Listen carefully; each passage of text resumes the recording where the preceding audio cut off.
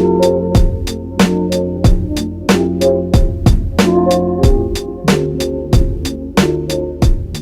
everybody. Welcome to Perspectives, a LaSallian podcast. I am Raena. I will be your moderator for today, and we have seven amazing LaSallians with us today, starting with. Hi, I'm Louise, Closa. Hi, I'm Daphne Cuevas. Hi, I'm Stephanie Dayrit. Hi, I'm Marian Grajo. Hi, I'm Mika Lee. Hi, I'm Sydney Matti. Hi, I'm Monique Tan. Hello, everybody. And so, since we are all first year college students here, can some of you share your personal experience of having school during the pandemic and what does education mean to you for the nation? For me, it was really overwhelming because I didn't know what to expect, especially na this is my first year of college and we didn't even get to graduate high school like face to face. There's like still a high school hangover like kahit na nag-start na yung class. So yeah, generally I was very overwhelmed with all the workload, all the modules and stuff like that. But namamanage ko naman siya. But then, yun nga, marami pa ring distractions and parang mas prone tayo to procrastination because maraming ayun, like distractions and yung environment natin, it's not like the normal face-to-face. How about for education naman? How important do you think it is for our nation? I think it's important pa rin na matuloy yung education, like kahit online.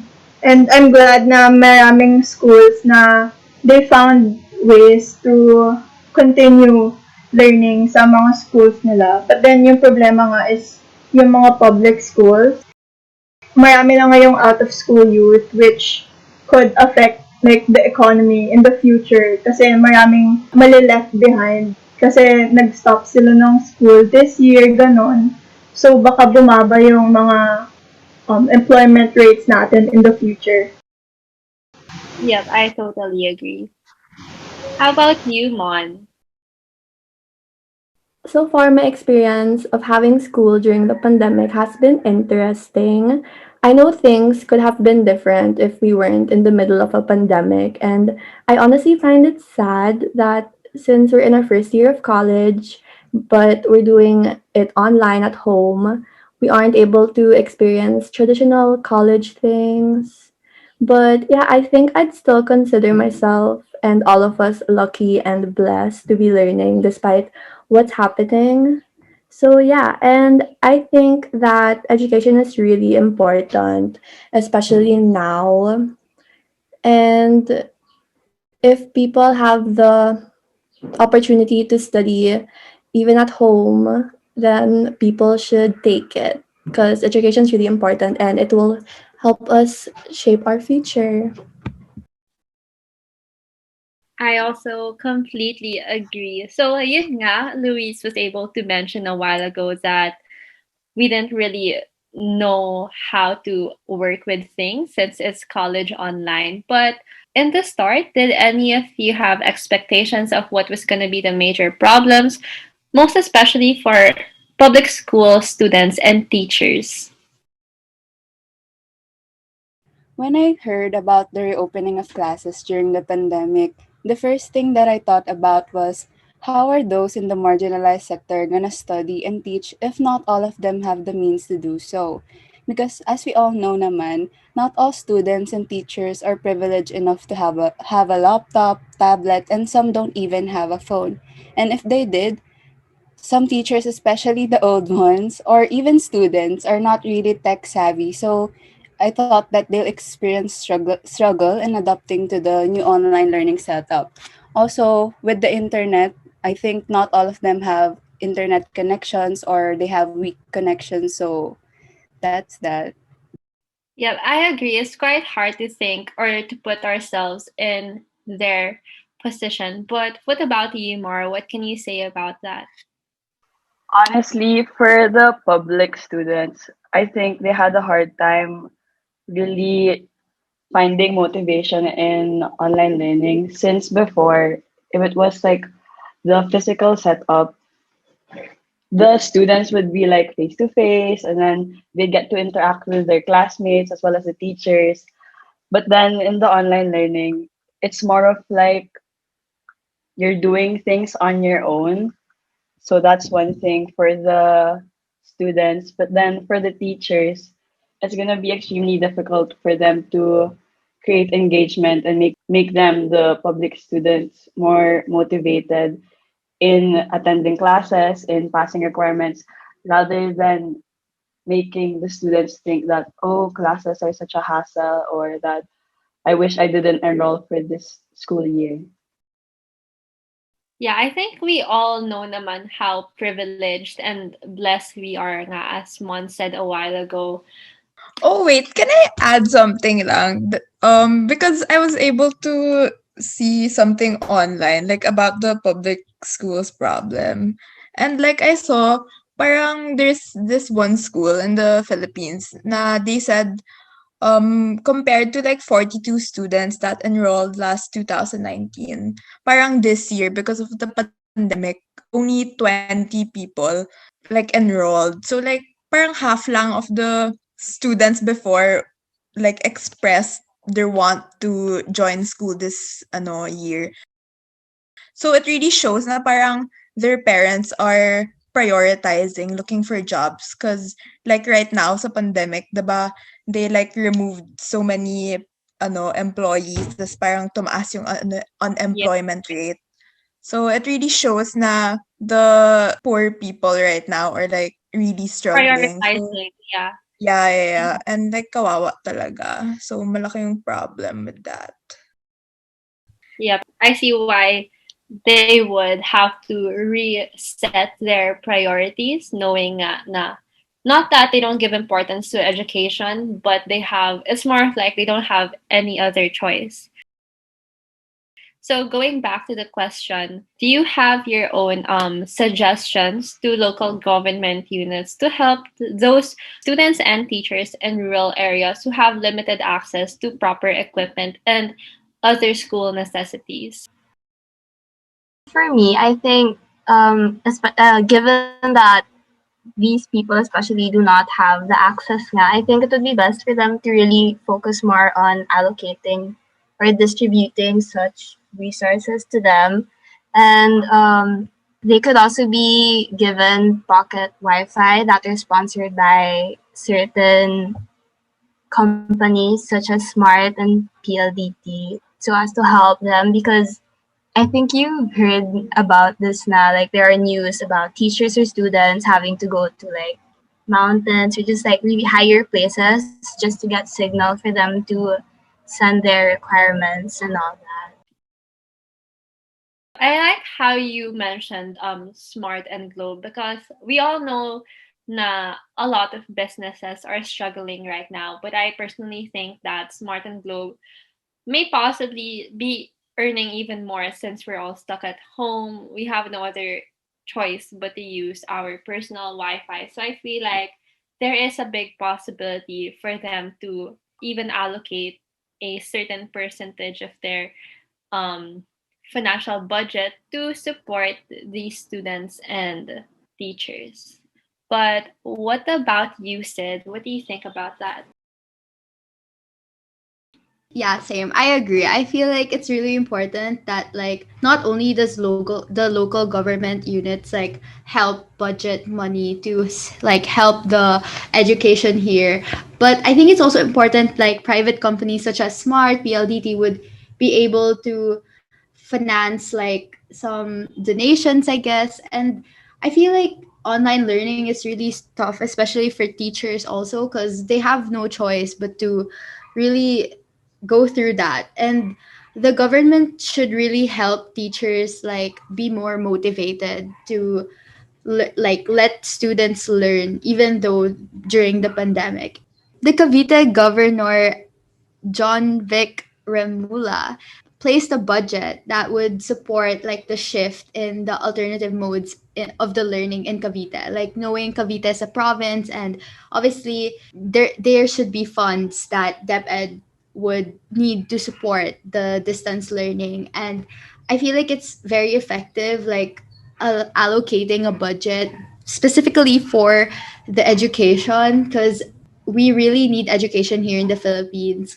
It's good to educate the students and also even educate them regarding the pandemic and how to always stay safe. So I have something to add lang with like what Sydney said about the solutions to public schools. Cause I saw in like an ABS-CBN article, parang DepEd proposed three alternative learning methods. Like first daw, um, they're gonna provide printed or digital modules that can be or delivered to like the houses of the students, or like parang pick up daw ng parents in designated areas.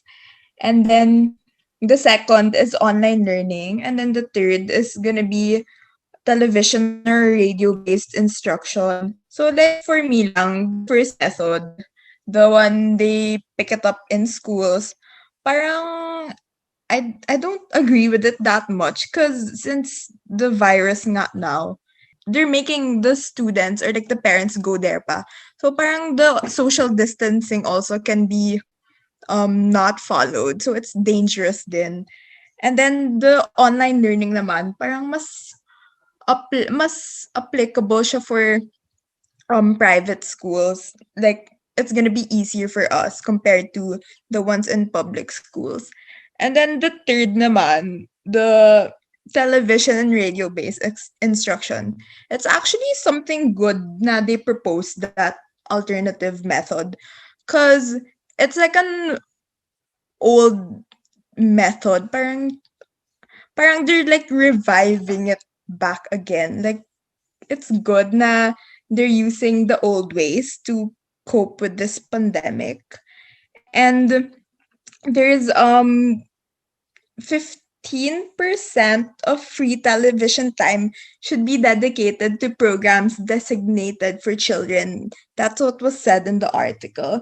And there's also some television facilities, like some television companies that volunteered to really give time for education talaga. And it's also one of the cheapest methods of learning, since parang as Filipinos, television is like something in our household talaga. Parang most of us have it. So I think the public students will like really benefit from that. So yeah. Thank you, Mika, for sharing all of these alternatives. But I just also wanted to add with how um, online school may be more applicable for private schools, but it is also great, like how local government units, more specifically, how Mayor Vico Soto of Pasig addressed the situation. He was able to provide public school teachers with high quality laptops so that they can also provide well for their students. How about you, Louise? Do you have anything else to say about online learning? Yeah, actually, the son of my ate slash my yaya, they live with us. So, yung son niya, he's a student in the public elementary school here in Pasig, and he received yung tablets from Mayor Vico. And what's good about it is it already contains yung mga video lessons for the whole term. Well, not for the whole school year, but for the whole term. And their system is like you pick up the tablet from the school, and then during like a break, you return it so they can upload the next set of modules. But then the problem is they're actually holding classes in Messenger, like Facebook Messenger, as in nagsisend sila ng mga voice messages for their answers. And Yun lang siguro yung nakikita kong medyo um, problem sa online learning pag public school since Messenger isn't really like a reliable platform to Yeah. conduct online learning since after all it's Messenger and Yeah. maraming private messages na nandun and stuff. So, madaling matabunan yung lessons. Yeah, it's like it's not setting certain boundaries. It can also be a distraction, eh. But do you think for the teachers naman, how do you think your previous and current teachers are coping with the system that the private schools have provided? I think that as this setup has been going on for months now, the teachers are now more familiar and capable of how the online learning setup works. So they can now easily navigate through the system and teach more effectively as compared to when all of this has just started. Same, I agree. But then, hindi talaga natin maiiwasan yung mga issues like yung regarding internet, pagka synchronous sessions, and all that. And from our perspective then, like, as a student in a private school, makikita rin naman natin na nahihirapan yung teachers to keep our focus during synchronous sessions. And yeah, they have to like take extra efforts to remind students to stay engaged during class and basically mahirap yung current situation ng private school teachers. With regards to private schools naman, since yun nga we're very blessed to have very comfortable homes.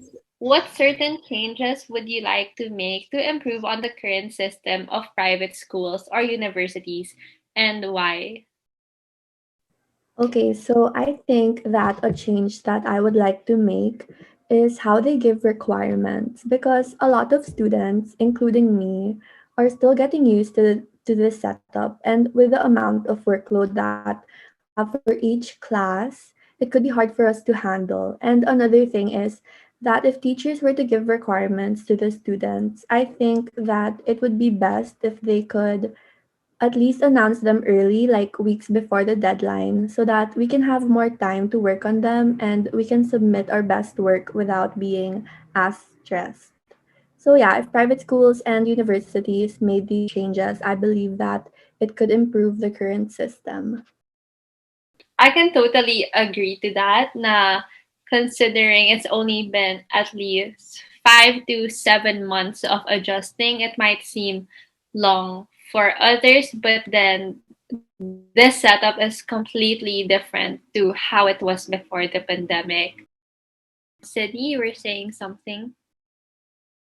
I agree with Mon because, like, I personally feel like I get so much requirements and I don't feel motivated to do them. And I feel like one way that they can do, like the teachers, they could be more interactive with us. Like, I don't feel interacted or connected with the teacher or even my own classmates because the curriculum doesn't allow me to feel connected to them. And I feel like one way teachers could do that is to even create like interactive activities to let us get to know more about the teacher and the students. I feel like when you feel like you're going to look forward to something and you're actually enjoying the process, you'd actually feel more motivated to do your work and to feel like it's not a dread to you that you have to do this homework, but because like you feel like, oh, it's okay, tomorrow I'm gonna get to see my classmates, I'm gonna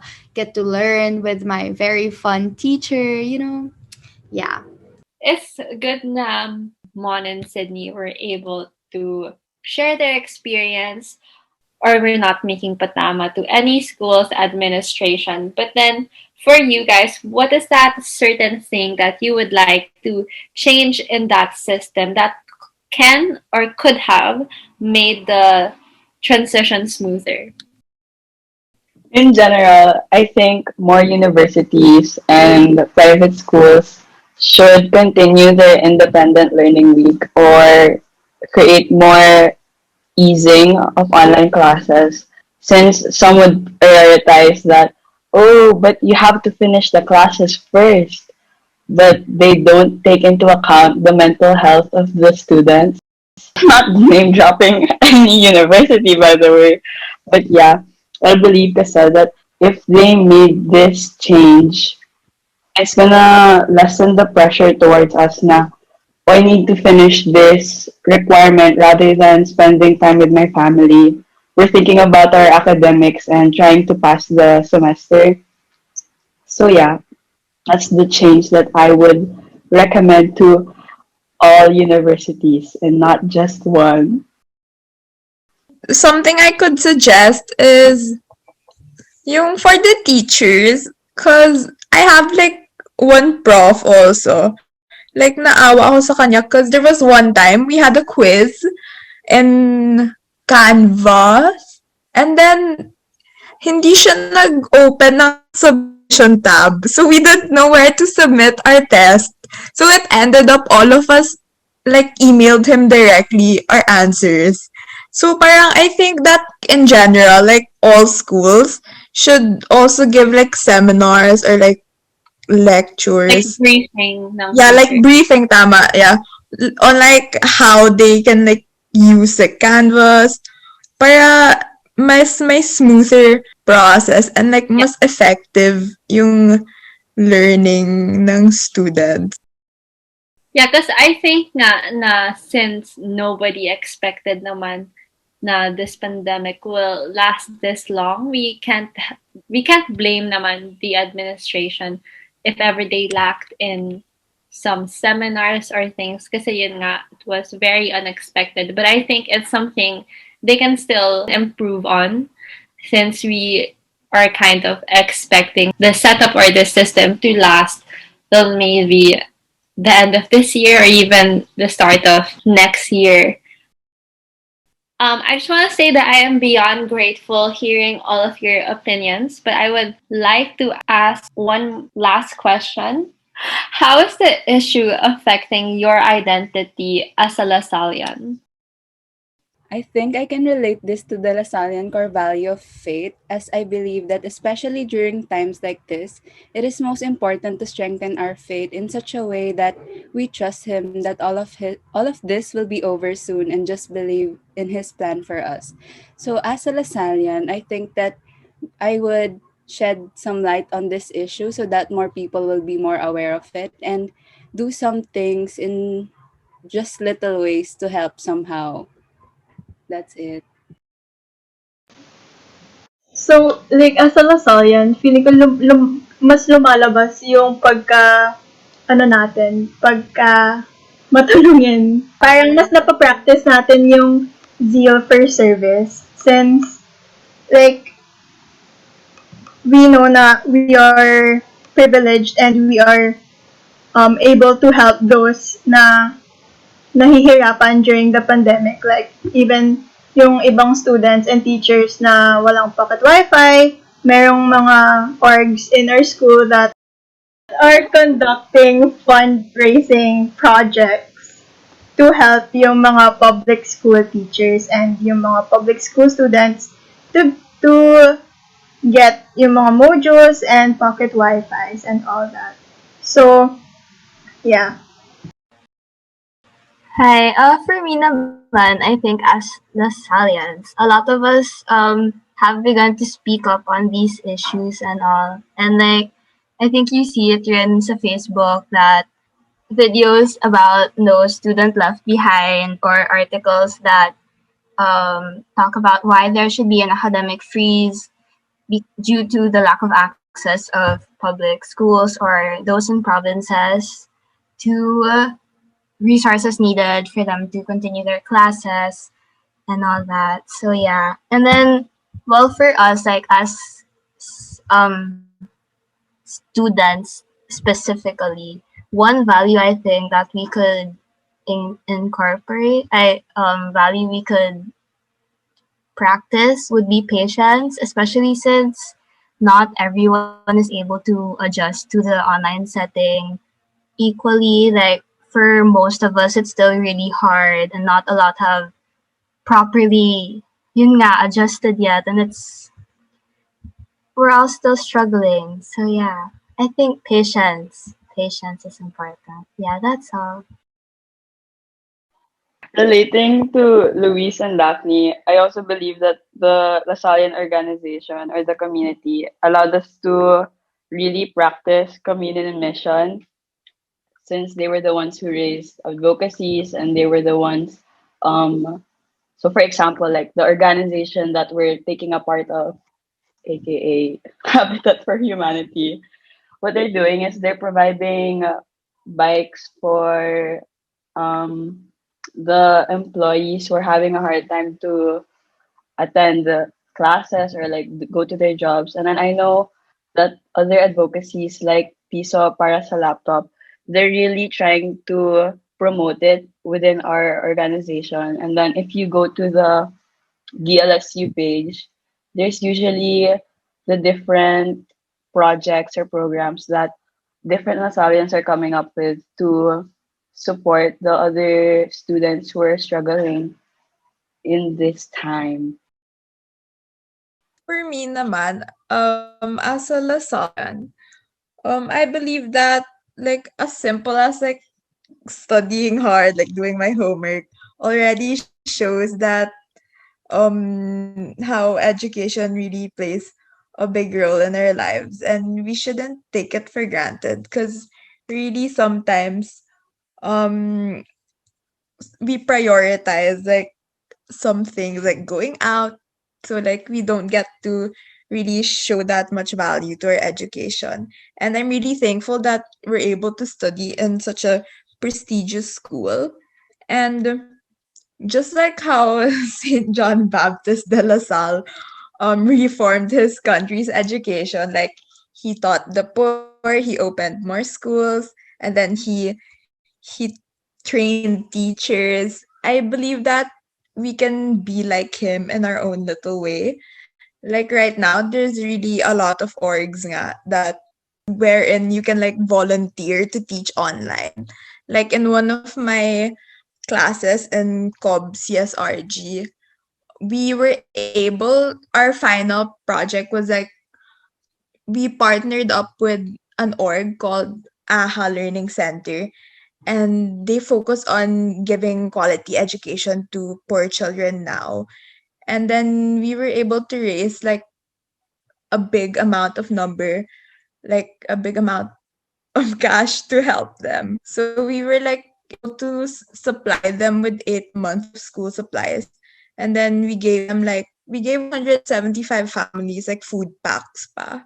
So I think it really shows the value of zeal for service talaga.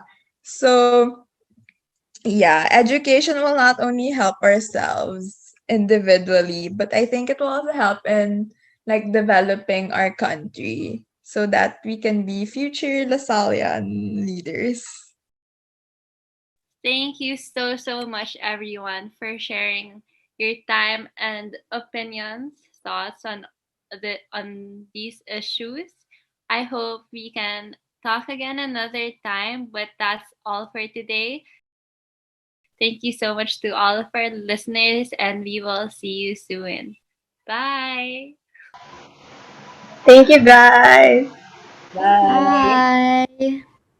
Bye. See And you in class. Bye.